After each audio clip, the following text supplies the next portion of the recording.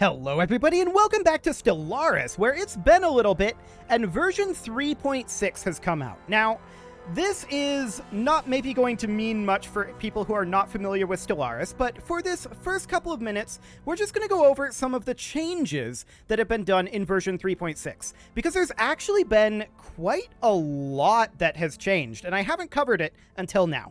Of course, this is a continuation of a mega campaign. That, of course, means that we've got some particular rules that we're going to have to implement here based on how we've played the previous bits. So that'll be fine. This is a custodian update. It is the free 3.6 Orion update, and it is primarily, at least in my mind, a fleet combat balance update. And that's been needing to happen, in my opinion, because we've just been able to blindly create doom stacks and go around with that. That's not necessarily the greatest thing. With the fleet combat rebalancing, mixed fleets containing several ship sizes should find themselves at an advantage over the fleets of the past, as stronger counters exist for mini-ship designs, and they should be able to better cover for each other's weaknesses. Torpedoes are a serious threat to large ships, and it falls to corvettes and destroyers to stop the frigates that carry them before they reach your line of artillery battleships. Cool. So in the ship designer, you can automatically design them to fill those specific roles. We're probably not going to do that, but text-to-speech support has been also added to portions of the game. We're probably not going to use that either. Okay, sure. So that's absolutely fine. I want to check to see if they changed any settings here. Doesn't really look like it, so that all looks good. Cool. So let's just hop directly into a new game. Now, this, as I said, is a continuation. Hello, turtles. This is a continuation of a mega campaign. So we're going to have to create a new empire here, and we are going to be human. The question is, are we fancy human or old human? We're going to go fancy human. Fantastic.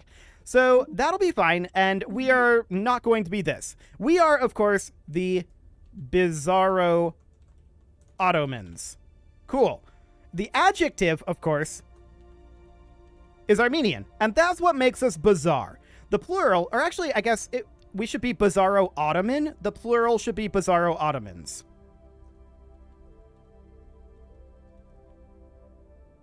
I think. Maybe. Gender doesn't really matter, so we're not going to choose anything here. Like, we played through it, I mean, I guess we were male-dominated literally the whole way through because we never actually played Victoria. Yeah, that would be true. But we would have probably gone egalitarian if we did play Victoria, so, just because of the workforce benefits. So I think we'll just leave this at default. It can be whatever. Humanoid seems fine. We are, of course, a united Earth, so we are going to do, like, UNE names here. This will be fine, but we're not going to have a very UNE play style. We're going to be more like SPQR here, probably. But that'll be fine. For ISS, we are instead going to do, let's see, we could do like BOS, Bizzaro-Ottomans ship. Or just ARM, Armenian? I don't know. We'll probably go with BOS. Cool. Apparently we skipped some stuff there. That's fine. Our traits... What are we going to go with for our traits? Well, just thinking back about what we've done previously, the Bizzaro-Ottomans were very focused on territorial expansion, right? Very, very focused on that. Well, to be clear, in Imperator, the Bizzaro-Ottomans, that's going back a ways. In Imperator, the Bizzaro-Ottomans were focused on economy. In Crusader Kings, the Bizzaro-Ottomans conquered the known world in the space of Crusader Kings. So that was all about the territorial expansion, but we also had a very strong economy. And we put a lot of effort into making sure that our capital duchies, at least, were well developed, even if we didn't really care about the rest of it. Okay, so what about in Europa? Europa was very territory focused. We conquered all of Africa. We ended up colonizing and conquering all of North America, even though we had to reconquer it back in Hearts of Iron. We ended up colonizing and conquering all of North America, all of Australia, And basically there's just a little area in Asia that we didn't conquer, in Europa. Now, a large part of that is because we had the extra 100 years because we didn't go to Victoria. So there's that. And then in Hearts of Iron, we very much were about the territorial expansion. Well, we also did a lot of infrastructure development in Hearts of Iron. So we're kind of a mixture. It's about the economy being used to fuel the war machine is, I think, what we're going for here. So if that's the case, we should be looking for...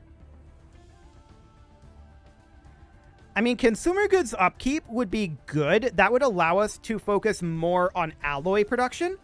I think that would be a pretty good thing for us to go for this particular setup. What else would we look to do? I mean, pop growth from immigration isn't too bad. We were actually very heavily focused on colonization and moving pops around. If you know, that was something we could do, which it wasn't. But we were very heavily focused on moving pops around and, like, populating the entire area and exploiting everything. So nomadic wouldn't be awful. What were our bad traits? Well, we were pretty quarrelsome, but mostly with others. Maybe a bit non-adaptive, but we covered every continent, so maybe not that. I wouldn't say that we were slow breeders, for sure. What else do we have for bad traits here? Slow learners? Maybe. I think you could make an argument for this with all of the admin deficits that we ran into in Europa. I think you could definitely make an argument for that. And then, I mean, decadent is very likely something that we would take here because... I have a feeling that was going on. I think that was definitely a thing. Inorganic breath. That's funny, but not what we're going for. We're not going to be noxious. We're not going to be inorganic breath. We're not going to be incubators. We are not even going to be resilient. What else are we going to go for? Well, we did max out tech trees in, like, every game. We could grab, like, one of these, or we could just go intelligent. Intelligent is very good. Very, very good. Let's do it. Okay, so conservationist, nomadic, slow learners, decadent, and intelligent. Sure, so we're going to have some worker happiness problems. We're going to have some inexperienced leaders, but the rest of this is pretty good. I think that'll be fine. We could go with something like industrious to indicate just how many resources we were pulling out of the ground. There's arguments to be made. For now, we're just going to move on. And this is, of course, going to be... Our starting solar system is going to be the Sol system. So our homeworld name will be good old-fashioned Earth, with the star name, of course, being Sol. Okay, so that'll be fine. And I just skipped to the end. Continental world is correct. Our city appearance should probably be... I don't know. Would we have Necroid cities? It would probably end up being a humanoid city, in all honesty. But just to spice things up, let's go with the Necroid. Fantastic. Now, our origin. A prosperous unification, huh? A homeworld with unified goals and a path open to the stars. That's pretty much what we did. We spent this entire mega campaign so far doing a prosperous unification. And that's probably what we're going to end up going up with. The rest of this doesn't really fit a mega campaign all that much, unfortunately. So it's going to be prosperous unification, which is kind of the most basic origin, and I don't love it. We can think about future mega campaigns having different rule sets to allow maybe some of this other stuff, but, like, how exactly? I mean, post-apocalyptic, if we absolutely bomb the crap out of everything in Hearts of Iron, sure. With nukes? Yeah, that's something we could definitely do. We didn't drop a single nuke in Hearts of Iron. So post-apocalyptic is definitely not going to be a thing. How are we going to make an argument for something like, say, Lost Colony? I mean, that would be an interesting thing to do at some point. But I think that's not the goal here. How would we make an argument for something like Knights of the Toxic God? It's just not going to happen, right? So let's just go ahead and do next here. As far as our ethics go, we were very, very militarist. Fanatic military. What else were we? We weren't very spiritual, in all honesty. We were more about our economy, which kind of lends itself to materialist. So fanatic, militarist, and materialist. We were absolutely an autocracy. There's no doubt about that. We were dictatorial, and we were an empire. Straight up. We were a military dictatorship empire, right? So we could go with imperial, a star empire, sure. Max influence from power projection sounds pretty good. So that'll be fine. And as far as our civics go, we need to think about what we had.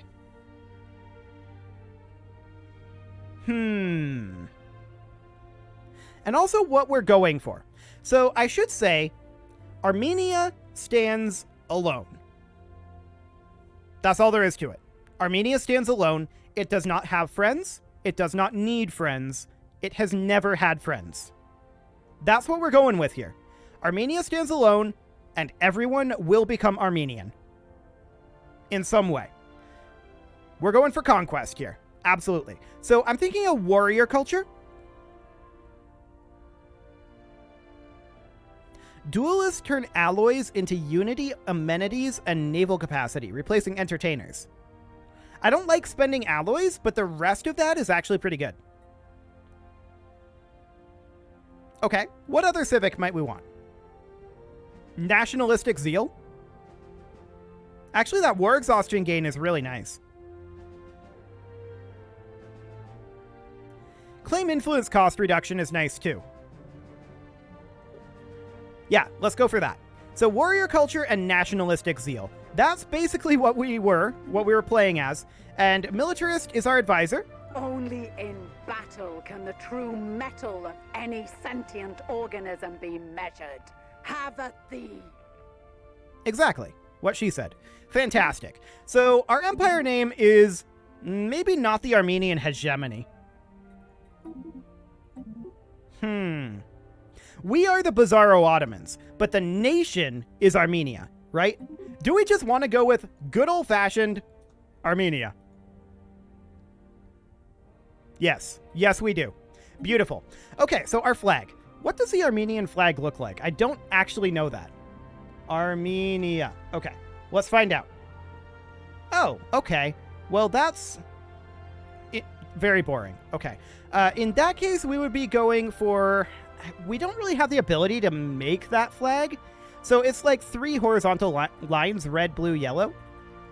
We don't have the capacity to make that here. We could go for, I think, 3 horizontal lines, but we can only do a primary and a secondary color. So we would have to, like, duplicate one of the colors.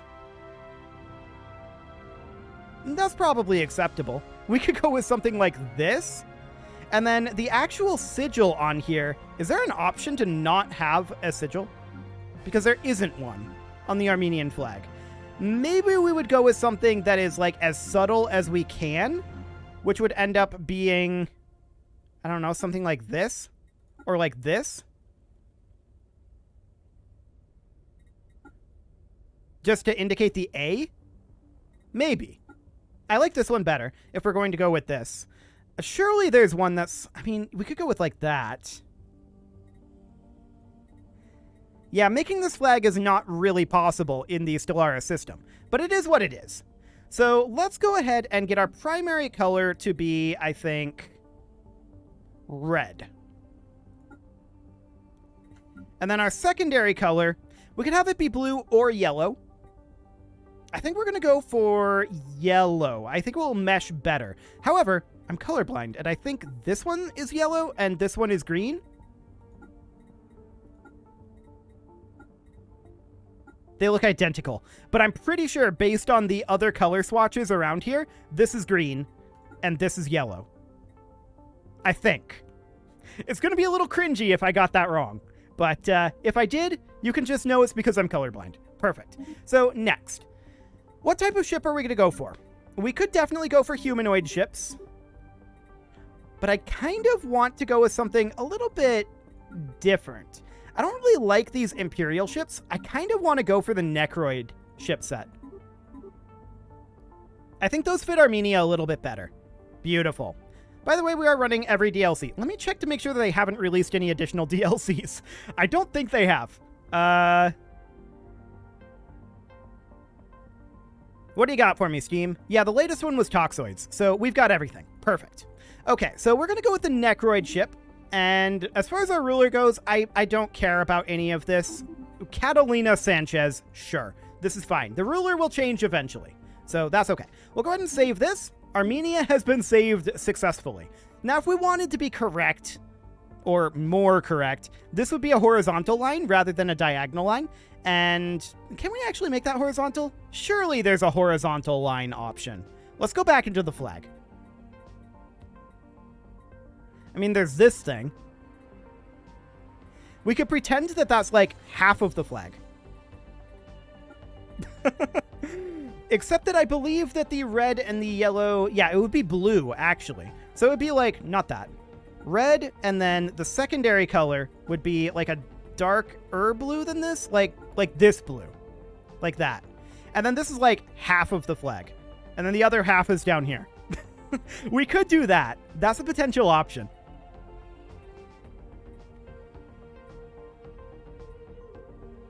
I can't believe they don't have one like this that's just horizontal. That's insane to me. That's like the most basic flag design. Why don't they have that? That's wild. They've got like these over here, these here, but they don't have the single strip horizontal. They've got it diagonal. They've got it on the bottom, but not centered. Really weird. I think we're going to go with this and call that good. Yes, replace that.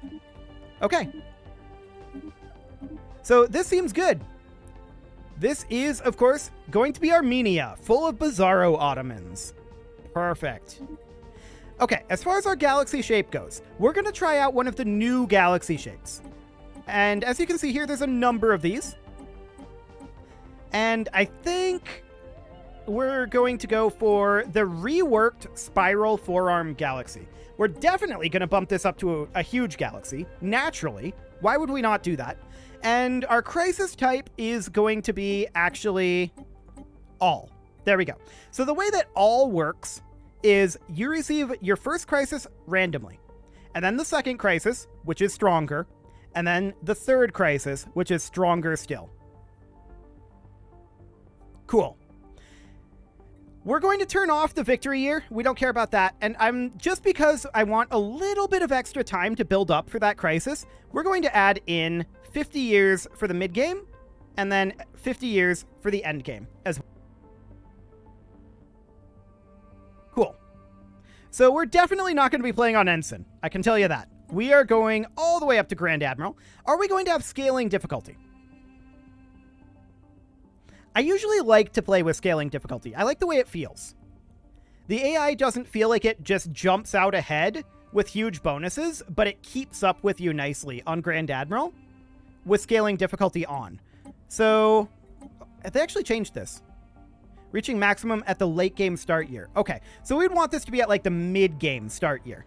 Okay, difficulty adjusted AI modifiers seems fine. AI aggressiveness. Now, this is one that's a bit of a sticking point for me. In the last campaign, we tried it on low, and that was just too low. Normal felt a little bit too aggressive, where the AI was like declaring constant wars on us.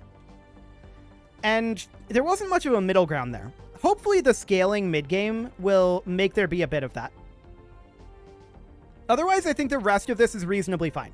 We would be eligible for achievements if we turned Iron Man on.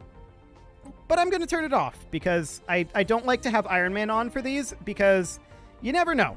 Something could happen to your save game and then your whole campaign is ruined. So I do play Iron Man when I am playing on my own, but for these campaigns, no. I would much prefer being able to fix issues like save game corruption and such. Thank you very much. So this all seems fine. Our growth requires scaling. Our logistic growth ceiling, I think, is good. We'll just call that good. This is largely default, except we made a few modifications here or there, and let's... Beautiful. So when we start the game, the AI is going to be on equal footing as us. But it's going to, over time, as we would normally be pulling ahead of the AI, it's going to get scaling up to the Grand Admiral difficulty. Cool. In the eons since the first primitive Bizzaro-Ottoman communities took shape in the meadows and forests of Earth, our civilization has spread and prospered. Hey, I remember doing that. The spreading and prospering in the primitive communities in the meadows and forests of Earth. Yeah, I actually remember that. Countless nation-states formed as we advanced through the technological ages, warring against each other until only one remained. Yeah, I remember those wars too. There was a lot of them. Although the fighting was often brutal, those who survived nurtured a martial tradition that has prevailed to this day. Yeah, there definitely was that. Now, after the discovery of the Hyperlane Network, the finest minds of Armenia, oof, we're going to omit that anytime this appears in the future if I notice. The finest minds of Armenia have finished development of the first hyperdrives. The stars themselves are finally within our grasp. Begin. Okay, so first things first. Where are we? I must have hit N there instead of M.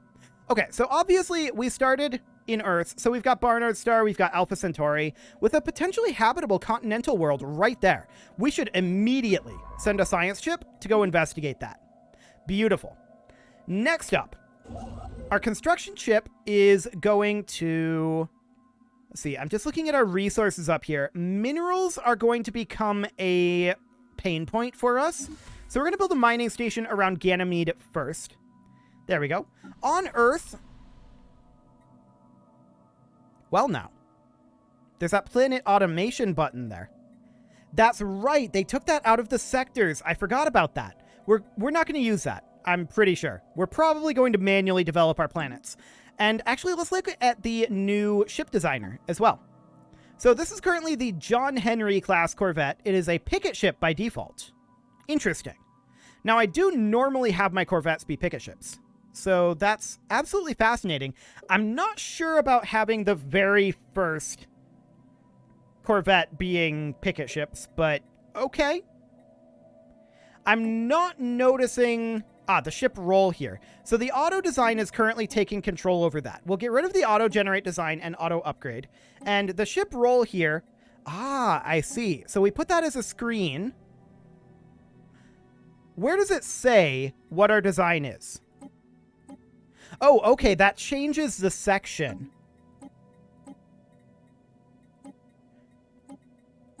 Or it gives us an auto-generated version of that design. Okay, I kind of like that because it gives us an auto-generated baseline that we can then modify from. That seems pretty neat. Yeah, I think that's pretty good, actually. Okay, we're not going to modify this right now. So that's completely fine. On our capital, we are currently not doing amazingly, but we can fix that. We have one available job for right now, and what do we have for tile blockers? Noted. Okay. We definitely seem to be a little bit lower on our starting resources than we have been in the past. Okay, but let's find out where in the actual galaxy we are. Oh. Okay. This is actually fairly close to where Earth actually is in the Milky Way. Depending on your perspective, of course. But depictions that I've seen anyway have usually said that Earth is like somewhere down over here. Cool. So we're a little closer to the core than in reality, but this is fine. So we've got this nice spiral galaxy going on here, and this means that these arms have very restricted hyperlanes going from arm to arm. As we can see here, actually, we can see that this is a gap of an arm here, and we don't have hyperlanes going out onto this arm here. Cool. Okay, let's look at what we've got for our research. Well, physics research from researchers is hard to pass up right away at the beginning like this. Lump sum of unity is always good, and that monthly unity means that you can adopt your traditions faster. So that's not a bad thing. And what do we got here? Minerals from miners and starbase construction doesn't sound awful. Mining station output is also good, but we can do something like this. Cool. So I think at this point, we are ready to unpause the game. Unfortunately, it's time to put a cut in here. So I'm going to go ahead and do that. And next episode, Armenia is going to take to the stars. You can leave your offerings to the engagement gods in the form of likes, comments, subscribes, and bell ringings, and a very special thank you to all of the channel members for making this video possible, including Kazarol, ALS Gamer, Kentuin, James, Shadowwolf, MLohan80, Spartan News, Nick Smarty, Video Games Are Not Real, Dimitri H, Punching the Microphone, Unisil, Kadra, Rogue Corvid, and all the rest. And of course, you. Thank you for watching. If you'd like to support the channel, you can click the join button down below the video, and as always, I will see you all next time.